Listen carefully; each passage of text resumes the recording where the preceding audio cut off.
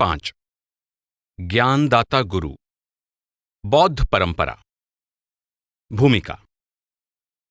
हिमालय की ऊंची चोटी पर घी के दीपकों की झिलमिलाती लौ में एक लामा अपने शिष्यों के सामने बैठा है। वह अपने दाहिने हाथ में पारंपरिक लाठी यानी दोरजी को ऊपर उठाता है। उसके बाएं हाथ में घंटी है और वह उस उपदेश का पाठ करना आरंभ करता है जिसे याद करके सदियों से मौखिक रूप से आगे पहुंचाया जा रहा है। क्योटो में एक रोशी यानी सम्माननीय ज़ेन बौद्ध गुरु खड़ा है जो अपने शिष्यों को आंतरिक साधना ज़ाज़ेन करते देख रहा है। पारदर्शी दीवारों में से सूर्य का प्रकाश छनकर चमकीले फर्श पर पड़ रहा है। वहां की शांति को अनुभव किया जा सकता है। हार्वर्ड स्क्वायर में यात्रियों और सड़कों पर गाने बजाने वालों के बीच से गुजरते हुए विद्यार्थी इनसाइट मेडिटेशन सेंटर में पहुंच जाते हैं। द्वार पर खड़ी अध्यापिका प्रेम पूर्वक उनका स्वागत करती है और कहती है कि आज रात का विषय है जागरूकता। आज पूरे संसार में इस प्रकार के और अन्य कई प्रकार के वातावरण में बौद्ध शिक्षक अपने शिष्यों का मार्गदर्शन कर रहे हैं। वे सब उस समृद्ध परंपरा का अंग हैं जो 2500 वर्षों से चली आ रही है, जब स्वयं महात्मा बुद्ध ने शिष्यों को उपदेश देना आरंभ किया था। सदियों से चली आ रही यह अटूट परंपरा जितनी असाधारण अपनी निरंतरता के कारण है, उतनी ही अपनी विविधता के कारण भी है। शिक्षक को तिब्बत में लामा, जापान में रोशी और किसी दूसरी संस्कृति में उसे आचार्य, गुरु, भिक्षु या मठाध्यक्ष कहा जा सकता है। हो सकता है कि शिक्षक का सिखाने का तरीका बहुत तर्कसंगत हो या पूरी तरह तर्क रहित हो। अपने लक्ष्य को आत्मज्ञान, मुक्ति, जागृति, बुद्धत्व, निर्वाण या कोई भी अन्य नाम दिया जा सकता है या किसी दूसरे तरीके से वर्णन किया जा सकता है। इस अभ्यास का केंद्र बिंदु शिक्षक के प्रति प्रेमपूर्ण श्रद्धा हो सकता है या फिर शिक्षक को पूजनीय समझने के बजाय उसे ज्ञानदाता, मार्गदर्शक या अनुभवी साधक के रूप में देखा जा सकता है। हालांकि बौद्ध धर्म में यह समझा जाता है कि ऐसे शिक्षक की सहायता के बिना विद्यार्थियों के लिए अपने सीमित दायरे से ऊपर उठकर उन्नति करना कठिन है। गुरु की आवश्यकता। बौद्ध परंपरा मूल रूप से इस उपदेश पर आधारित है कि सभी मनुष्यों में परख करने वाले मन तथा इंद्रियों द्वारा पैदा की हुई कमजोरियों से परे जाकर वस्तुओं के वास्तविक स्वरूप की पहचान करने का और आनंद प्राप्त करने का सामर्थ्य है। आज भी सारी दुनिया के बौद्ध अनुयायी राजकुमार सिद्धार्थ गौतम की कहानी को प्रेमपूर्वक याद करते हैं, जो पहले स्वयं बुद्ध यानी पूर्ण रूप से जागृत बने और फिर ऐसे गुरु बने जिन्होंने अनेक मनुष्यों को भी अपने जैसी निर्वाण अवस्था की प्राप्ति करने में सहायता प्रदान की। सिद्धार्थ गौतम का पालन पोषण सुखमय वातावरण में हुआ था। राजमहल की चार दीवारी में, वहां के सुंदर बाग बगीचों में उन्हें बड़ी सावधानी से संसार की दुख तकलीफों से बचाकर रखा गया था ताकि वह उन्हें देख ही ना पाएं। वह 29 वर्ष के थे जब पहली बार वह राजमहल की चार दीवारी के बाहर निकले और उनकी नजर एक वृद्ध अपाहिज पर पड़ी जो बुढ़ापे के कारण झुक गया था और दुर्बलता के कारण बड़ी कठिनाई से चल रहा था। गौतम ने इससे पहले ऐसा दृश्य कभी नहीं देखा था। उन्होंने अपने सारथी से पूछा कि उस व्यक्ति को क्या हुआ है। सारथी ने सहजता से उत्तर दिया कि वह व्यक्ति वृद्ध है। जब सारथी ने कहा कि हर व्यक्ति वृद्धावस्था से गुजरता है, तब गौतम आश्चर्यचकित और चिंतित हो गए।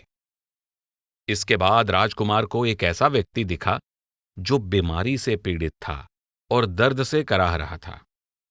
उन्होंने सारथी से फिर पूछा कि उस व्यक्ति की ऐसी अवस्था क्यों है।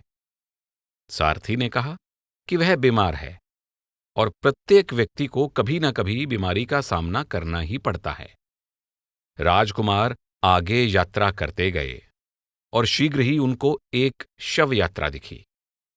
उन्होंने शव की ओर टकटकी लगाकर देखा, परंतु वह समझ नहीं पाए कि उस व्यक्ति को क्या हुआ है। सारथी ने समझाया कि उसकी मृत्यु हो गई है और एक न एक दिन प्रत्येक व्यक्ति की मृत्यु हो जाती है। इसके बाद सिद्धार्थ को एक महात्मा दिखे, जिनके पास घर और निजी संपत्ति नहीं थी, परंतु फिर भी उनका चेहरा खुशी से चमक रहा था।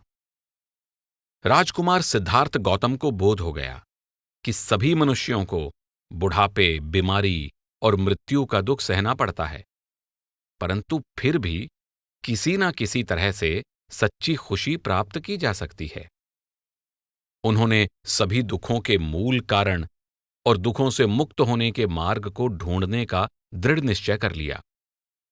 उन्होंने राजमहल को छोड़ दिया और जगह जगह घूमने वाले साधुओं की टोली के साथ चल पड़े। वह उनके साथ व्रत रखने लगे और प्रार्थना करने लगे और 6 वर्षों तक हठ योग के कठोर तप के बाद वह इस नतीजे पर पहुंचे कि हठ योग का कठोर अनुशासन इसका समाधान नहीं है।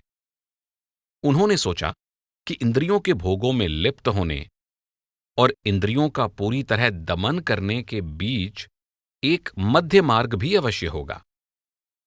उन्होंने इस मध्य मार्ग के अनुशासन का पालन करते हुए गहन ध्यान में लीन होने का निर्णय कर लिया और एक वृक्ष के नीचे बैठकर वह अंतर्मुखी साधना करने लगे, जिसके फलस्वरूप उन्हें आत्मबोध हो गया। इसके बाद वह वृक्ष बोधि वृक्ष, बोधि का अर्थ है जागृति, और गौतम बुद्ध के नाम से प्रसिद्ध हो गए। बुद्ध का अर्थ है पूर्ण रूप से जागृत। महात्मा बुद्ध के कथनों तथा बहुत सारे शिष्यों के साथ हुए उनके वार्तालाप को मौखिक रूप से लगभग 400 वर्षों तक एक पीढ़ी से दूसरी पीढ़ी तक पहुंचाया जाता रहा। बाद में उन्हें पाली भाषा में लिखा गया, जिसे महात्मा बुद्ध द्वारा बोली गई स्थानीय भाषा के समान समझा जाता था। महात्मा बुद्ध ने कोई नई सीख या उपदेश नहीं दिया, बल्कि जैसा पाली धर्म ग्रंथों में लिखा है, यह एक प्राचीन मार्ग है, एक प्राचीन विधि है, जिसका अनुसरण पिछले युगों के कई आत्मज्ञानी करते आए हैं। यह मार्ग विश्वव्यापी है और सभी युगों के लिए है। फिर भी महात्मा बुद्ध ने इस प्राचीन मार्ग के बारे में जिस तरीके से समझाया है, वह अनुपम माना गया है और इसके बारे में पहले कभी नहीं सुना गया। जिस समय महात्मा बुद्ध ने अपने शिष्यों को उपदेश दिया, उस समय शिक्षक या गुरु को अच्छा मित्र या कल्याणकारी मित्र कहा जाता था। पाली भाषा में इसे कल्याण मित्ता तथा संस्कृत में कल्याण मित्र कहते हैं। महात्मा बुद्ध ने समझाया कि जो लोग परमार्थ के मार्ग पर उन्नति करना चाहते हैं, उनको आरंभ से ही इन 5 चीजों की आवश्यकता है: कल्याणकारी मित्र, श्रेष्ठ आचरण, सही उपदेश, दृढ़ प्रयत्न और ऐसा विवेक जो दुखों का अंत करने की ओर ले जाए। महात्मा बुद्ध ने समझाया कि जिसे कल्याणकारी मित्र मिल जाता है, वह शीघ्र ही शेष 4 चीजों को भी प्राप्त कर लेता है। जब महात्मा बुद्ध के प्रिय शिष्य आनंद ने कहा कि कल्याणकारी मित्र पर निर्भर होने से पावन जीवन की ओर जाने वाला आधा रास्ता तय हो जाता है, तब महात्मा बुद्ध ने उसकी भूल को सुधारते हुए कहा, ऐसा नहीं है आनंद, ऐसा नहीं है आनंद, यही संपूर्ण पावन जीवन है। उन्होंने आगे कहा, हे आनंद, कल्याणकारी मित्र के रूप में मुझ पर भरोसा करने के फलस्वरूप जिन लोगों को जन्म लेना है, वे जन्म लेने से मुक्त हो जाते हैं। जिन्हें बूढ़ा होना है वे बुढ़ापे से मुक्त हो जाते हैं। जिन्हें बीमार होना है वे बीमारी से मुक्त हो जाते हैं। और जिनकी मृत्यु होनी है वे मृत्यु से छुटकारा पा लेते हैं। दुख, शोक, कष्ट, क्रोध और निराशा से ग्रस्त लोग इनसे मुक्त हो जाते हैं। बौद्ध धर्म की एक प्राचीन शाखा जो थेरवाद यानी बुजुर्गों का उपदेश के नाम से प्रसिद्ध है, आज भी मौजूद है। ध्यान दें कि आधुनिक विद्वानों ने श्रीलंका, दक्षिण पूर्व एशिया एवं संसार के विभिन्न भागों में प्रचलित सभी बौद्ध वंशावलियों के लिए सामूहिक रूप से थेरवाद शब्द का प्रयोग किया है। महायान ग्रंथों में इन वंशावलियों के समूह को कभी कभी हीनयान कहा गया है, परंतु अब विद्वान इस शब्द का प्रयोग नहीं करते। यह बौद्ध धर्म का वह उपदेश है जो पूरी तरह से तो नहीं, परंतु मुख्य रूप से मठ में जीवन बिताने की परंपरा पर आधारित है।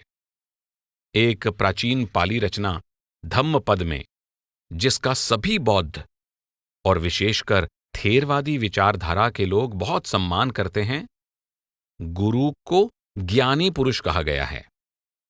उस ज्ञानी पुरुष की संगति से प्राप्त होने वाले लाभ की ओर संकेत करते हुए धम्मपद में कहा गया है, यदि किसी मनुष्य को एक ऐसा व्यक्ति मिल जाए जो उसकी गलतियों की ओर संकेत करे और उसे डांटे फटकारे, तो उसे उस ज्ञानी और विवेकी व्यक्ति का अनुसरण इस प्रकार करना चाहिए मानो वह किसी गुप्त खजाने की ओर ले जाने वाला मार्गदर्शक हो। ऐसे संबंध को विकसित करना हमेशा लाभप्रद होता है, कभी भी हानिकारक नहीं होता। धम्मपद के अनुसार यदि गुरु ऐसा है जिसे परमार्थ के मार्ग का अनुसरण करते हुए पूर्ण आत्मज्ञान प्राप्त हो गया है, तो उसकी संगति में समय बिताने और आदरपूर्वक ज्ञान प्राप्त करने के महत्व का अनुमान ही नहीं लगाया जा सकता। चाहे तुम सैकड़ों वर्षों तक हर महीने हजारों भेंट समर्पित करते रहो, परंतु यदि तुम किसी ज्ञानी व्यक्ति के प्रति एक बार, केवल एक क्षण के लिए भी भक्ति भाव रखते हो, तो यह भक्ति भाव सैकड़ों वर्षों के बलिदान से कहीं अधिक श्रेष्ठ है। शताब्दियां बीतने के साथ साथ बौद्ध धर्म न केवल दूर पश्चिम में अफगानिस्तान तक और पूर्व से दक्षिण पूर्व एशिया तक, बल्कि उत्तर और उत्तर पूर्व में तिब्बत, चीन, कोरिया और जापान आदि देशों में भी फैल गया। बौद्ध धर्म की उत्तरी शाखाओं को अक्सर सामूहिक रूप में महायान कहा जाता है, जिसका शाब्दिक अर्थ विशाल वाहन है। तिब्बत की बौद्ध विचारधारा को, जो महायान की ही एक शाखा है, वज्रयान कहा जाता है, जिसका अर्थ हीरे का वाहन है। जैसे जैसे बौद्ध धर्म की महायान विचारधाराओं का विकास होता गया, गुरु को बौद्ध धर्म के उपदेश का मूर्त रूप मानते हुए उनका महत्व भी बढ़ता गया। 6ठी शताब्दी में बोधि धर्म नामक एक बौद्ध भिक्षु भारत से यात्रा करके चीन पहुंचे, जिनको वहां चौन बौद्ध धर्म को आरंभ करने का श्रेय दिया जाता है। ध्यान दें कि भारतीय शब्द ध्यान का चीनी उच्चारण चौन है, जिसका अर्थ एकाग्र चिंतन या अंतर्मुखी साधना है। जापानी भाषा में इसे ज़ेन तथा कोरिया में सियोन कहा जाता है। उन्होंने इस बात पर बल दिया कि महात्मा बुद्ध के बताए मार्ग पर चलकर जिस गुरु ने पूर्ण ज्ञान प्राप्त कर लिया है, उनकी खोज में यदि शिष्य को अपने प्राण भी दांव पर लगाने पड़े तो भी यह सस्ता सौदा है। जिस महान गुरु को एक सच्चे गुरु ने नियुक्त किया है, जिन्होंने बुद्धत्व की असली अवस्था प्राप्त कर ली है और जिनके रेत के कणों जितने अनगिनत शिष्य हैं, फिर भी उनके अंदर अहंकार पैदा नहीं हुआ है, ऐसे महान गुरु से मिलना उतना ही दुर्लभ है जितना कि वह फूल जो 3000 वर्षों में केवल एक बार खिलता है। ऐसे गुरु की खोज में तुम्हें अपना सब कुछ, यहां तक कि अपने प्राण भी दांव पर लगा देने चाहिए। 9वीं शताब्दी में लामा पद्मसंभव ने भारत से तिब्बत जाकर बौद्ध धर्म का प्रचार किया। उनको गुरु रिनपोचे यानी अनमोल गुरु भी कहा जाता है। उन्होंने यहां तक कहा है कि कोई भी व्यक्ति गुरु का अनुसरण किए बिना न तो कभी जागृत हो पाया और न ही बुद्ध बन पाया। तुम्हें यह ज्ञात होना चाहिए कि सतगुरु लाखों युगों के अनेक बुद्धों से अधिक महत्वपूर्ण हैं, क्योंकि सभी युगों के बुद्ध अपने गुरु का अनुसरण करके ही बुद्ध के रूप में प्रकट हुए। कभी कोई ऐसा बुद्ध नहीं हुआ होगा जिसने गुरु का अनुसरण ना किया हो।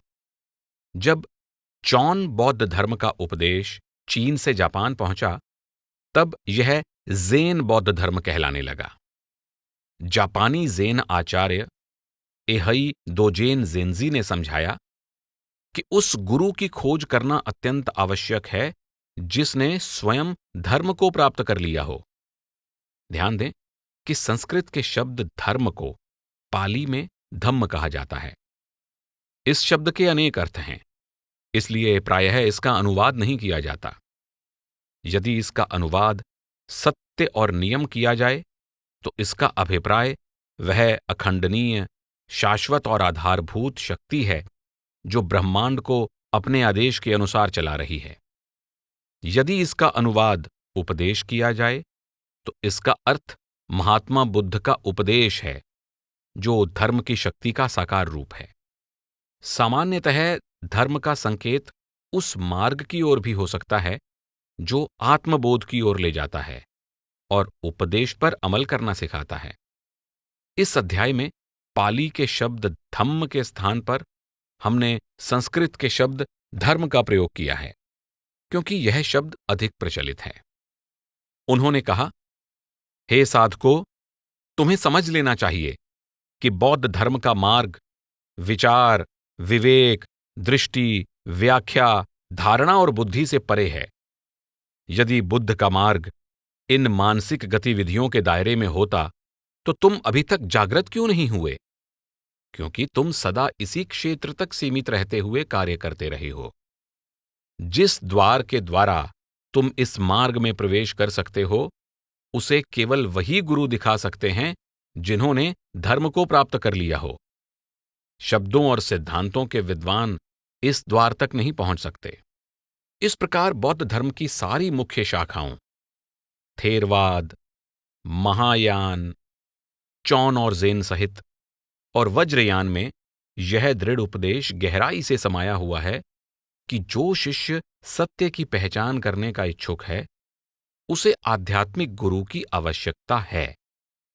कुछ परंपराओं में गुरु के प्रभाव को कल्याणकारी समझा जाता है और कुछ परंपराओं में स्वयं गुरु को अत्यंत आवश्यक माना जाता है, परंतु सभी परंपराओं के शिष्य गुरुओं की खोज करते हैं और उनके निर्देशों का श्रद्धापूर्वक पालन करते हैं।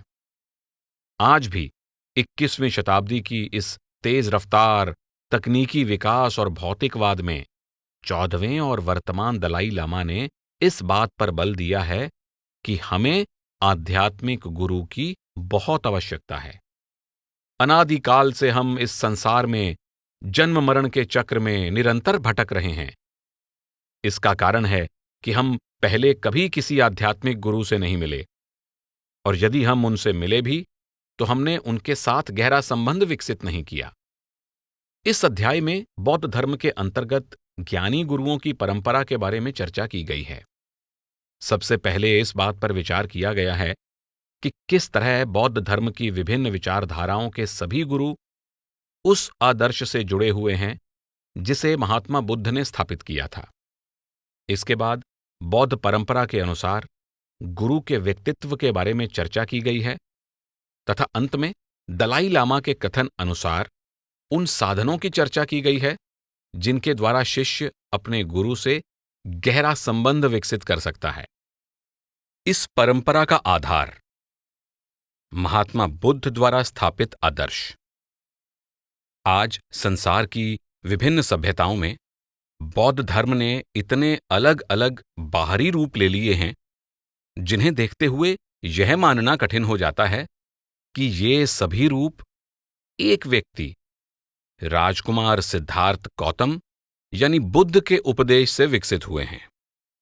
हालांकि यह एक विरोधाभास है, फिर भी स्पष्ट रूप से यह सारी विभिन्नताएं इसलिए विकसित हुई हैं क्योंकि बौद्ध धर्म की प्रत्येक विचारधारा का आधार महात्मा बुद्ध द्वारा स्थापित किया गया आदर्श है। राजकुमार सिद्धार्थ गौतम को जब आत्मबोध हुआ और वह बुद्ध बन गए, तब आरंभ में उन्हें शिष्यों को उपदेश देने की जरा भी इच्छा नहीं थी। उन्होंने परम सत्य का अनुभव कर लिया था, परंतु वह जानते थे कि जो अनुभव उन्हें प्राप्त हुआ है उसे किसी दूसरे व्यक्ति को न तो समझाया जा सकता था और न ही कभी शब्दों में व्यक्त किया जा सकता था। वास्तव में प्रत्येक व्यक्ति उसको केवल स्वयं अनुभव कर सकता था। उन्होंने कहा, जिस धर्म की मैंने खोज की है वह बहुत गूढ़ है, उसे देखना और समझना कठिन है। वह शांतिपूर्ण और अलौकिक है, बुद्धि की सीमा से परे है और सूक्ष्म है, जिसका अनुभव केवल ज्ञानी व्यक्ति ही कर सकते हैं। महात्मा बुद्ध यह भी जानते थे कि यदि वह दूसरों को इसके बारे में समझाने का प्रयत्न करेंगे तो शायद लोग उन्हें गलत समझेंगे। यदि मैं धर्म का ज्ञान देता हूं और लोग मेरी बात को नहीं समझते तो मेरे लिए यह दुख तथा चिंता का कारण बन जाएगा। वह यह भी जानते थे कि बहुत अधिक प्रयत्न करने के बाद उन्हें धर्म का ज्ञान प्राप्त हुआ था। जो लोग विषय वासना और घृणा के प्रभाव में हैं, क्या वे ऐसा प्रयत्न कर सकेंगे? अहंकार और मोह से अंधे हुए लोग, उनके अनुसार जिनकी आंखों में धूल है, क्या कभी सत्य को देख सकेंगे? उन्होंने कहा है, जो मुझे इतनी कठिनाई से प्राप्त हुआ है उसे दूसरों को सिखाने का पर्याप्त प्रयत्न हो चुका है। जो वासना और घृणा के अधीन हैं, उनके लिए इस धर्म को समझना आसान नहीं है। जो वासना के द्वारा उत्तेजित हैं, जो अंधकार से घिरे हुए हैं, वह इस गूढ़ धर्म को कभी नहीं समझेंगे। यह गहन है, इसे समझना कठिन है, यह सूक्ष्म है, यह प्रवाह के विपरीत जाना है। हालांकि पाली के आरंभ के सुत्तों यानी सूत्र में बताई गई कहानी के अनुसार देवता ब्रह्मा सहमपति ने महात्मा बुद्ध से उन लोगों की ओर देखने के लिए कहा जो जन्म तथा बुढ़ापे के कारण दुख में डूबे हुए थे। ध्यान दें कि सूत्र संस्कृत और सुत्त पाली का शाब्दिक अर्थ धागा है। यह महात्मा बुद्ध के उपदेश की ओर संकेत करता है, जिसे कुछ सदियों तक मौखिक रूप से आगे पहुंचाया गया, परंतु बाद में इसे लिखित रूप दे दिया गया। इस अध्याय में संस्कृत के शब्द सूत्र का प्रयोग किया गया है, जो अधिक प्रचलित है। उन्होंने महात्मा बुद्ध से विनती की कि उन्हें दुखों से पीड़ित मानव जाति को ज्ञान का मार्ग दिखाना चाहिए। तब महात्मा बुद्ध ने संसार पर दृष्टि डाली और देखा कि कुछ की आंखों में धूल कम है और कुछ की आंखों में धूल अधिक है। कुछ कुशाग्र बुद्धि हैं और कुछ मंद बुद्धि हैं। कुछ श्रेष्ठ गुणों से संपन्न हैं और कुछ अवगुणों से भरे हुए हैं। कुछ को सिखाना आसान है और कुछ को सिखाना कठिन है। फिर करुणा से भरकर उन्होंने उपदेश देने का निर्णय लिया। देह त्याग से पहले 45 वर्षों तक वह अपने शिष्यों को ज्ञान प्राप्ति के मार्ग की ओर ले जाते रहे। उनके कथनों को, उनके द्वारा प्रयोग की गई उपदेशात्मक कहानियों, उनके जीवन की घटनाओं और शिष्यों के साथ उनके वार्तालापों को बौद्ध गुरु और उनके शिष्य पीढ़ी दर पीढ़ी आगे पहुंचाते रहे हैं, जो आरंभिक बौद्ध ग्रंथों का सार तत्व और विषय वस्तु बन गए। गुरु के रूप में महात्मा बुद्ध के उदाहरण को देखते हुए 3 बातें सामने आती हैं। पहली यह कि उन्होंने शिष्यों को सावधान करते हुए कहा कि धर्म को समझाने के लिए उन्होंने जिन शब्दों का प्रयोग किया उन शब्दों और धारणाओं को शिष्य बहुत गंभीरता से ना लें। केवल शब्दों और धारणाओं को ही सत्य नहीं समझा जा सकता। शब्द तथा धारणाएं आध्यात्मिक मार्ग की ओर संकेत करते हैं और इस पर चलने की प्रेरणा देते हैं, परंतु स्वयं मार्ग नहीं हैं। इसी प्रकार जिस लक्ष्य की ओर मार्ग ले जाता है, वह केवल सोच विचार तथा तर्क द्वारा कभी नहीं मिल सकता। इसे शब्दों और विचारों के रूप में व्यक्त नहीं किया जा सकता। इसका अनुभव करना होता है। दूसरी बात यह है कि यह जानते हुए कि सभी शिष्यों की बुद्धि का स्तर एक समान नहीं होता, उन्होंने दृढ़तापूर्वक एक व्यावहारिक तरीका अपनाया। यहां तक कि उन्होंने शिष्यों के अध्यात्म से संबंधित प्रश्नों के उत्तर देना भी अस्वीकार कर दिया, क्योंकि एक नए शिष्य के लिए ऐसी चर्चा केवल काल्पनिक तथा सैद्धांतिक ही हो सकती थी और परमार्थ के मार्ग पर चलने में सहायक नहीं हो सकती थी।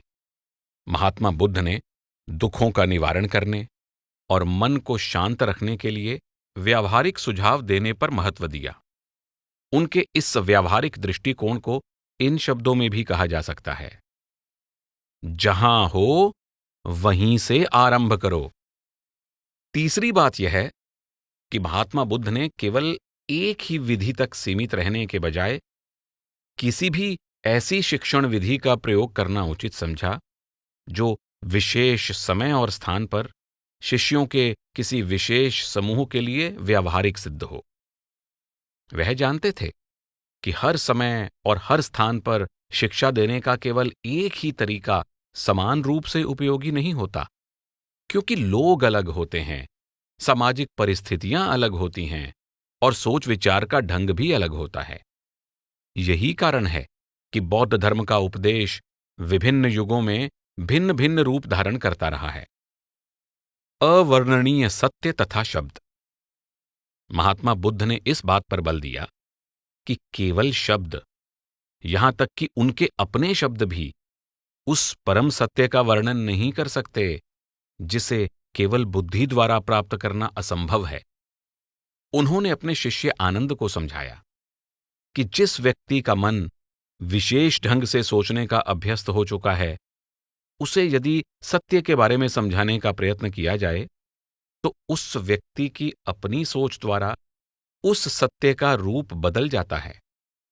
तुम अभी भी अपनी विशेष धारणाओं के अनुसार धर्म के बारे में सुनते हो, इसलिए धर्म भी तुम्हारी मनोवृत्ति के अनुसार ढल जाता है और तुम धर्म के असली स्वरूप को ग्रहण नहीं कर पाते।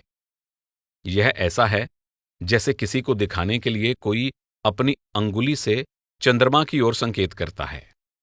अंगुली के संकेत द्वारा उस व्यक्ति को चंद्रमा की ओर देखना चाहिए। इसके बजाय यदि वह अंगुली की ओर देखकर उसे ही चंद्रमा समझने की गलती करता है, तो वह केवल चंद्रमा को ही नहीं बल्कि अंगुली को भी नहीं देख पाता। क्यों? क्योंकि वह चंद्रमा की ओर संकेत करने वाली अंगुली को ही प्रकाशमान चंद्रमा समझने की भूल कर लेता है। समस्या यह है कि हमारे जैसे साधारण लोग, जिनको अंतर्बोध प्राप्त नहीं हुआ है, अपनी निजी सोच के अनुसार कार्य करते हैं। हमारे पालन पोषण, हमारी संस्कृति और हमारी शिक्षा ने हमारे मन पर प्रभाव डाला हुआ है। हमारे अंदर की हर भावना और मनोवेग का भी हमारे मन पर प्रभाव पड़ता है।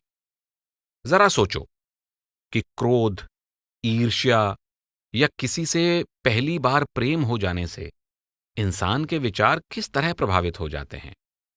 जैसा कि महात्मा बुद्ध ने आनंद को समझाया कि यदि एक आत्मज्ञानी गुरु शब्दों का प्रयोग करके धर्म के बारे में समझाते हैं, तो शिष्य का पूर्व धारणाओं से भरा मन शब्दों और सिद्धांतों से ही जुड़ा रहेगा। वह धर्म को ग्रहण करने के बजाय अपनी पूर्व निर्धारित धारणाओं के अनुसार उन शब्दों को बदलकर उनमें से मन चाहे अर्थ निकाल लेगा। हालांकि महात्मा बुद्ध ने इस बात पर भी बल दिया था कि उपदेश देने के लिए शब्द उपयोगी होते हैं। महात्मा बुद्ध के कथनों और शिष्यों के साथ उनके वार्तालाप का माध्यम भी शब्द ही रहे हैं। और सभी धर्म ग्रंथों की तरह बौद्ध धर्म ग्रंथों का माध्यम भी शब्द ही हैं। यही कारण है कि वज्र छेदिका प्रज्ञापारंपिता यानी कि डायमंड सूत्र, जो आरंभिक काल का महायान ग्रंथ है, में हमें यह दुविधाजनक कथन मिलता है। जिसे बुद्ध का उपदेश समझा जाता है वह बुद्ध का उपदेश नहीं है। इसी प्रकार लमकार सूत्र में कहा गया है, वास्तव में महात्मा बुद्ध ने कभी भी सत्य के विषय में उपदेश नहीं दिया, क्योंकि वह जानते थे कि इसे प्रत्येक व्यक्ति को स्वयं अपने अंदर अनुभव करना है। इस प्रकार महात्मा बुद्ध ने शब्दों द्वारा ही यह चेतावनी भी दी है कि हमें किसी भी व्यक्ति के शब्दों, तर्कों या विचारों पर विश्वास नहीं करना चाहिए, भले ही उनमें कितनी ही दृढ़ता क्यों न हो। मनुष्य केवल उस चीज पर ही पूरा भरोसा कर सकता है जिसे उसने स्वयं अनुभव किया हो। कलाम कबीले के शिष्यों की एक टोली को संबोधित करते हुए उन्होंने यह परंपरा विरोधी उपदेश दिया। मौखिक परंपरा पर, परंपरागत उपदेश पर, सुनी सुनाई बातों पर और धर्म ग्रंथों में दिए विचारों पर ध्यान ना दो। तर्कपूर्ण विचार विमर्श पर, तर्कसंगत व्याख्याओं पर और तर्क पर आधारित विचारों पर विश्वास मत करो। बहुत सोच विचार करके या किसी कुशल वक्ता से प्रभावित होकर या हमारे गुरु बहुत बड़े तपस्वी हैं, यह सोचकर किसी भी मान्यता पर विश्वास मत करो। परंतु जब तुम स्वयं समझ जाओ कि ये चीजें हानिकारक हैं, निंदनीय हैं, ज्ञानी पुरुषों ने इनको धिक्कारा है, इनका प्रयोग और अभ्यास हानि या दुख की ओर ले जाता है, तब तुम्हें इनका त्याग कर देना चाहिए।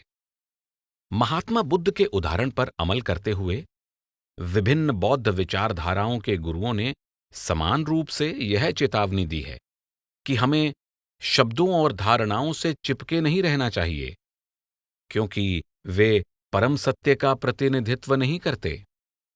बौद्ध धर्म की चौन विचारधारा में शिष्यों और गुरुओं की आपसी चर्चाओं के बारे में बहुत सी कथाएं हैं, जो शब्दों और निजी अनुभव के बीच के अंतर को दर्शाती हैं। उदाहरण के तौर पर 9वीं शताब्दी के गुरु दोंगशन ने अपने शिष्यों की सभा के सामने आकर कहा कि वह शरीर के माध्यम से आत्मबोध प्राप्त करने के बारे में उपदेश देना चाहते हैं। इसके बाद उन्होंने और कुछ नहीं कहा।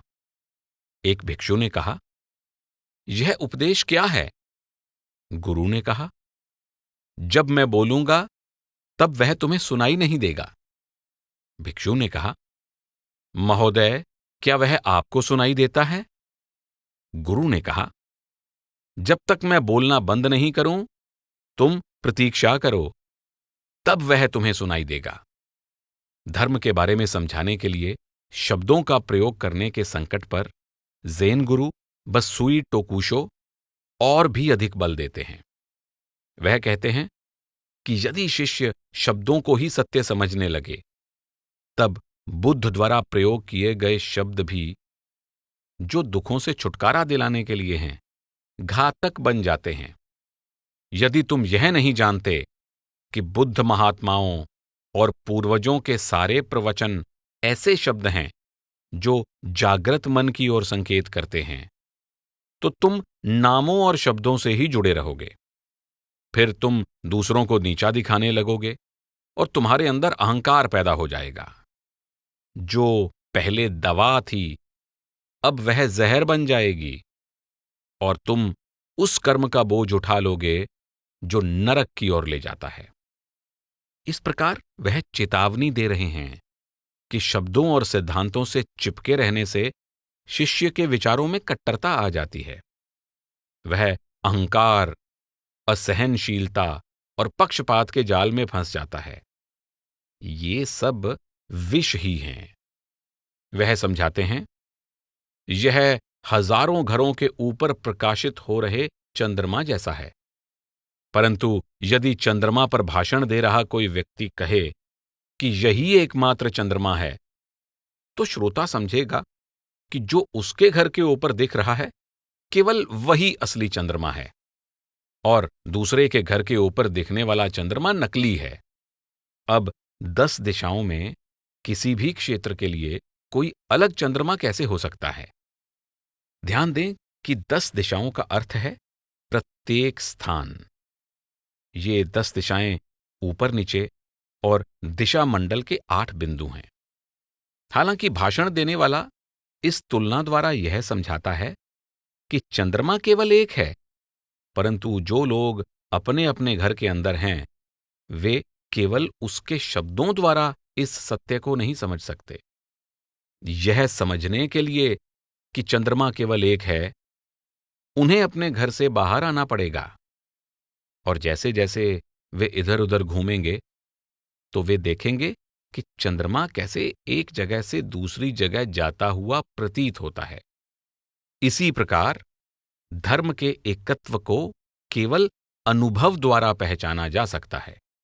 हालांकि जिस व्यक्ति को आत्मज्ञान प्राप्त नहीं हुआ है, वह नाम और आकार से बंधा रहता है, अपनी प्रशंसा करता है और दावा करता है कि उसका धर्म ही एकमात्र धर्म है। वह कहता है कि केवल कुछ ही उपदेश सम्मान के योग्य हैं, बाकी सब महत्वहीन हैं।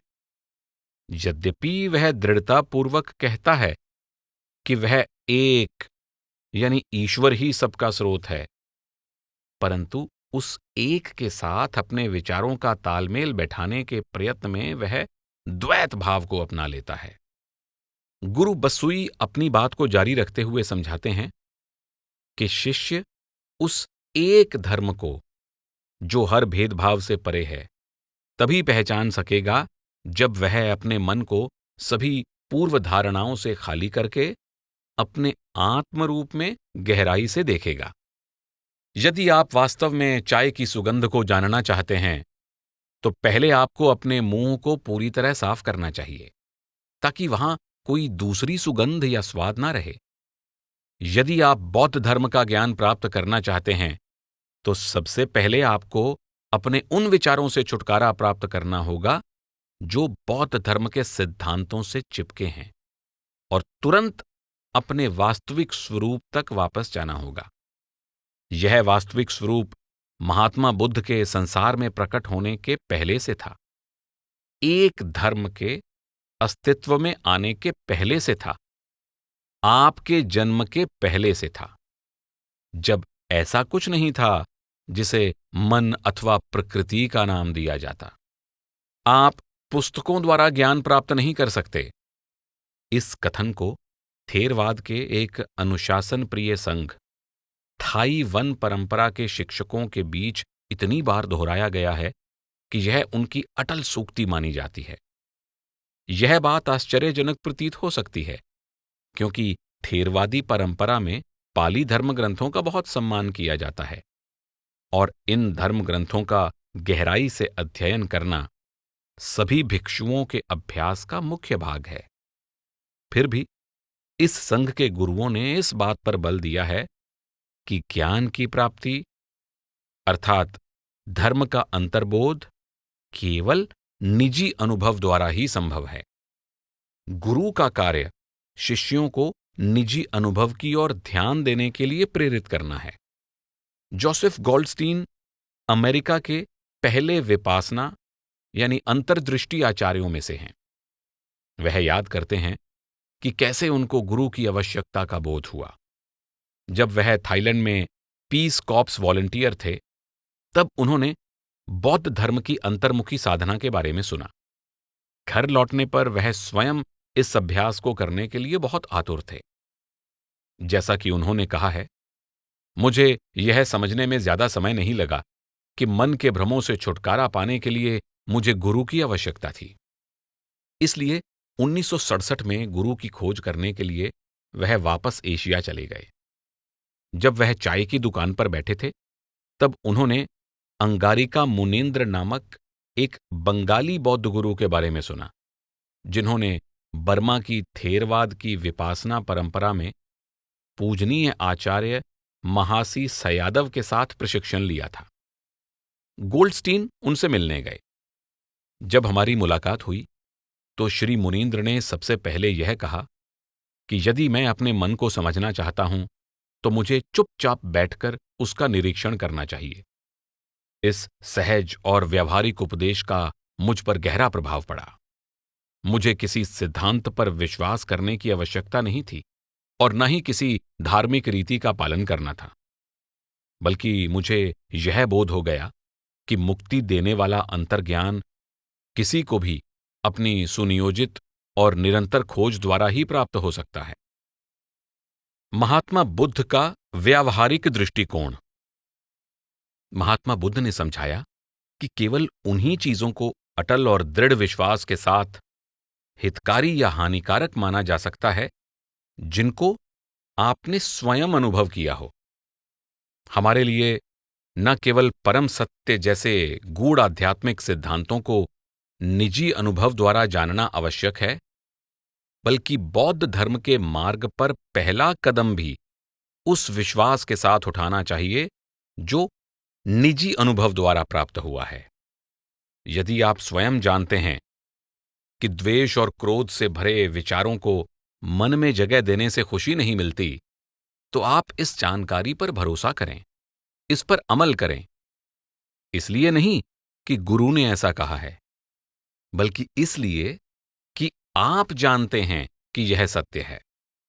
पाली सूत्रों में आरंभ से अंत तक हम महात्मा बुद्ध को एक ऐसे आध्यात्मिक मार्गदर्शक के रूप में देखते हैं जो अत्यंत व्यावहारिक और यथार्थवादी थे। उन्होंने 45 वर्षों तक ज्ञान प्रदान किया। उन्हें हमेशा प्रत्येक शिष्य की आध्यात्मिक तैयारी के स्तर या अवस्था का स्पष्ट रूप से बोध रहता था और उसी के अनुसार वह अपने उपदेश को ढाल लेते थे। जो लोग आध्यात्मिक रूप से पूरी तरह तैयार नहीं थे, उन्हें वह अक्सर नैतिकतापूर्ण जीवन, दान और दया भाव जैसे विषयों पर बारी बारी से प्रवचन देते थे, ताकि इन गुणों को अपनाकर लोगों का अगला जन्म सुखपूर्ण हो जाए। उसके बाद वह अच्छे कर्मों और आंतरिक साधना द्वारा मन को शांत करने तथा इंद्रियों के भोगों को त्यागने के लाभ के बारे में समझाते थे। श्रोताओं में यदि आध्यात्मिक रूप से उन्नत अभ्यासी होते थे, तो उनके लिए भी ये उपदेश उपयोगी सिद्ध होते थे, क्योंकि ये उपदेश नैतिक आचरण और सकारात्मक सोच का विकास करने से संबंधित होते थे और उन अभ्यासियों को आध्यात्मिक अभ्यास के मूल सिद्धांतों की याद दिलवाते थे। महात्मा बुद्ध अध्यात्म या गूढ़ सिद्धांतों से संबंधित उन प्रश्नों का उत्तर नहीं देते थे जो शिष्य की समझ से परे होते थे। कई बार जब शिष्य आध्यात्मिक सत्य को प्रकट करने के लिए उन पर दबाव डालते थे, जैसे कि यह संसार शाश्वत है या नहीं, तब वह इन प्रश्नों का उत्तर देने से मना कर देते थे, क्योंकि ये प्रश्न व्यावहारिक दृष्टि से शिष्य के आध्यात्मिक अभ्यास के लिए महत्वपूर्ण नहीं होते थे। इस संबंध में एक विशेष उदाहरण है। जब मलून के पुत्र नाम के एक शिष्य ने महात्मा बुद्ध से इन बातों को स्पष्ट रूप से समझाने के लिए आग्रह किया और धमकी दी कि यदि ऐसा नहीं हुआ तो वह संघ को छोड़ देगा, तब महात्मा बुद्ध ने कहा, मलून के पुत्र, मान लो एक व्यक्ति विष से भरा तीर लगने के कारण घायल हो गया है और उसके मित्र, साथी, सगे संबंधी उसके इलाज के लिए एक सर्जन को लेकर आते हैं, परंतु वह कहता है, जब तक मैं यह नहीं जान लेता कि मुझे घायल करने वाला व्यक्ति उच्च कुल का था, ब्राह्मण था, व्यापारी था या मजदूर था, जब तक मैं यह जान नहीं लेता कि मुझे घायल करने वाला व्यक्ति काला था या भूरा था या उसका रंग सुनहरी था, जब तक मैं यह जान नहीं लेता कि मुझे घायल करने वाला व्यक्ति कौन से गांव, कस्बे या नगर का निवासी है, तब तक मैं सर्जन को तीर नहीं निकालने दूंगा। यहां महात्मा बुद्ध ने यह समझाया है कि इन सारी बातों को जानने की प्रतीक्षा करते हुए वह घायल व्यक्ति अपने प्राण गंवा बैठेगा। परमार्थ का जो भी जिज्ञासु अपनी समझबूझ के अनुसार उचित कदम उठाने के बजाय आध्यात्मिक प्रश्नों के उत्तर जानना चाहता है, वह उतना ही बड़ा मूर्ख है जितना वह घायल व्यक्ति जो सर्जन को अपने शरीर में से तीर नहीं निकालने देता। हालांकि यह ठीक है कि महात्मा बुद्ध उन आध्यात्मिक प्रश्नों का उत्तर देने से मना कर देते थे जो शिष्य के लिए केवल सिद्धांत मात्र थे, परंतु इसका अर्थ यह नहीं था कि वह उन आध्यात्मिक तथ्यों के अस्तित्व से इनकार करते थे जो भौतिक जगत की सीमाओं से परे हैं। वह केवल इन तथ्यों के कुछ पहलुओं के बारे में मौन रहते थे। जैसा कि महात्मा बुद्ध ने कहा है कि जो सत्य हितकारी थे वे उन्होंने प्रकट कर दिए, और जो आध्यात्मिक अभ्यास के लिए आवश्यक नहीं थे उन्हें प्रकट नहीं किया। उन्होंने मलून्क्य पुत्र से वार्तालाप जारी रखते हुए कहा, इसलिए मलून्क्य पुत्र, यह याद रखो कि जिसे मैंने गुप्त रखा है वह गुप्त ही रहे, और जिसे मैंने प्रकट कर दिया है वह प्रकट रहे। और वह क्या है जिसे मैंने प्रकट नहीं किया है? यह जगत शाश्वत है, मैंने यह बात गुप्त रखी है। यह जगत शाश्वत नहीं है, यह बात भी मैंने गुप्त रखी है। यह जगत सीमित है, मैंने यह प्रकट नहीं किया है। यह जगत असीम है, मैंने यह भी प्रकट नहीं किया है। मैंने यह क्यों नहीं बताया? क्योंकि इससे कोई लाभ नहीं होगा। इसका निर्मल जीवन जीने के मूल सिद्धांत से कोई संबंध नहीं है। यह मोहभंग, विरक्ति, निश्चलता, शांति, प्रत्यक्ष ज्ञान, आत्मबोध और निर्वाण की ओर नहीं ले जाता। यही कारण है कि मैंने इसके बारे में कुछ नहीं बताया। और मैंने क्या प्रकट किया है? दुख यह है, मैंने इसे प्रकट किया है।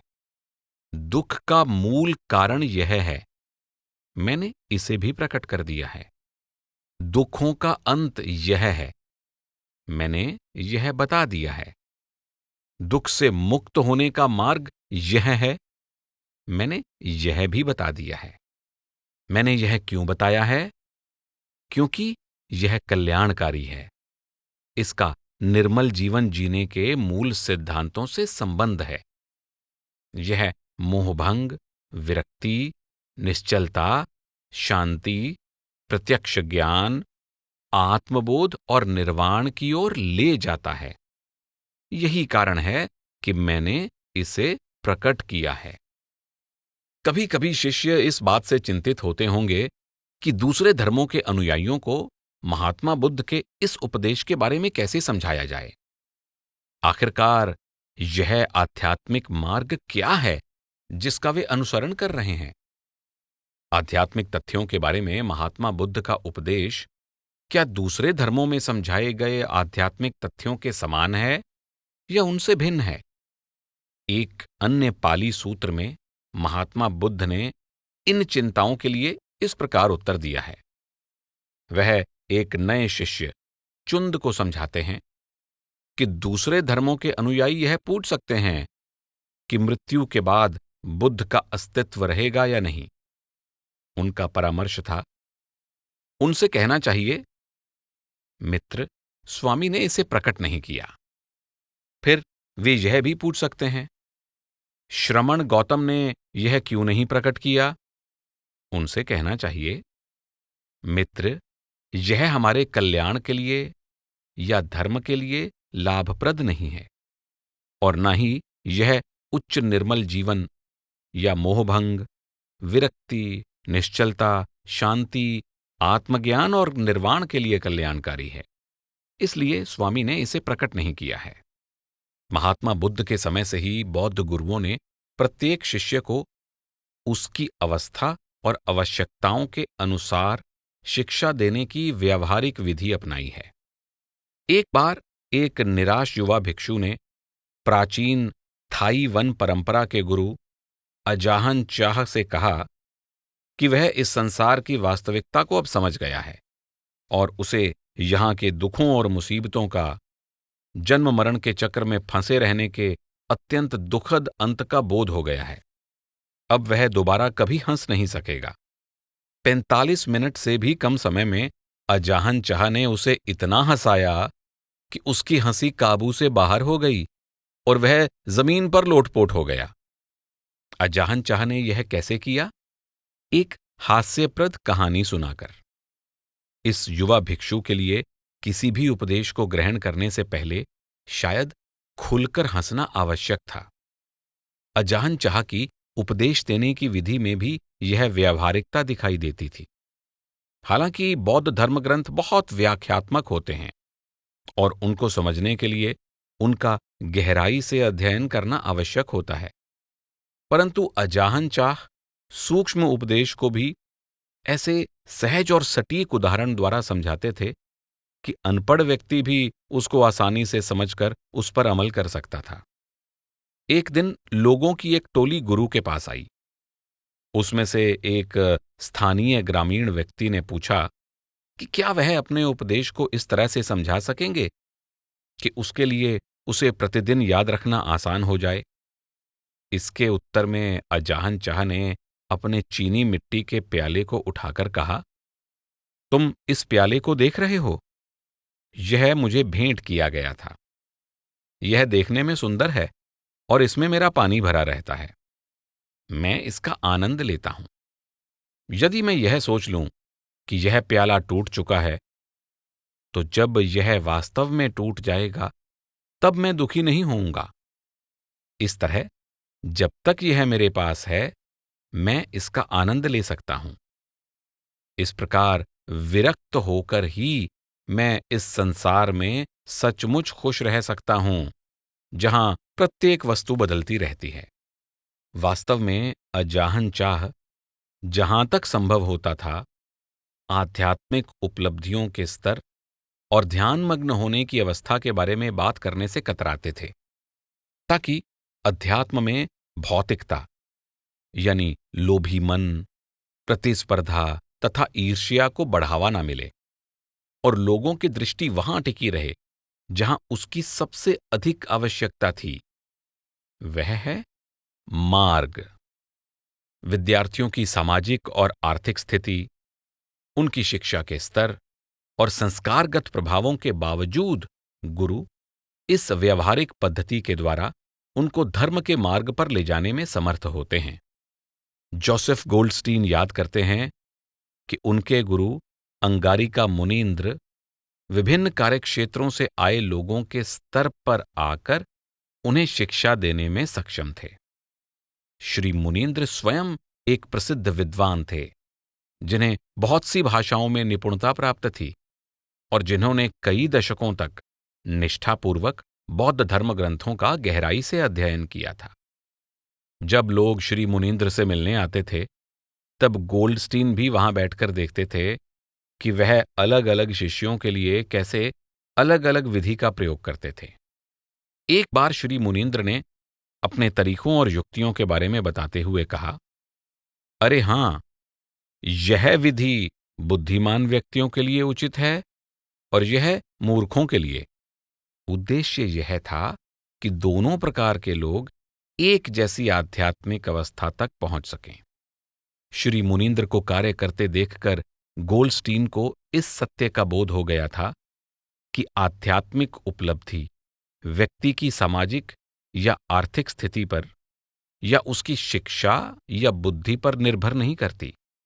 गोल्डस्टीन देखते थे कि एक महान गुरु कैसे जीवन की हर परिस्थिति को गहरा अंतर्ज्ञान प्रदान करने का साधन बना लेते हैं।